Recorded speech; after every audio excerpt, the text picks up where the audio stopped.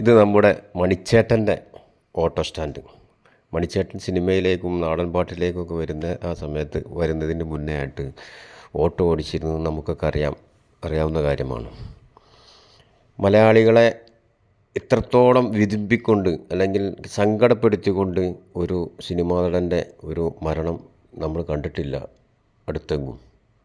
അങ്ങനെ ഉണ്ടായിട്ടില്ല. കാരണം അത്രയേറെ തീരാ നഷ്ടമാണ് നമ്മുടെ മണിച്ചേട്ടൻ്റെ മരണത്തിലൂടെ ഓരോ മലയാളിക്കും ഉണ്ടായിട്ടുള്ളത് എന്നുള്ളത് യാഥാർത്ഥ്യമാണ്. അതുകൊണ്ടായിരിക്കാം മണിച്ചേട്ടൻ്റെ മരണം ഓരോ മലയാളികളെയും, പ്രത്യേകിച്ച് സാധാരണക്കാരായിട്ടുള്ള ആളുകളെ അല്ലെങ്കിൽ സ്ത്രീകളെയും കുട്ടികളെയൊക്കെ അന്ന് ഒരുപാട് സങ്കടപ്പെടുത്തിയിട്ടുണ്ട്. ഏറ്റവും കൂടുതൽ കരഞ്ഞതും വിതുമ്പി പൊട്ടിക്കരഞ്ഞതും അമ്മമാരും അതുപോലെ തന്നെ സ്ത്രീകളുമൊക്കെ തന്നെയാണ്.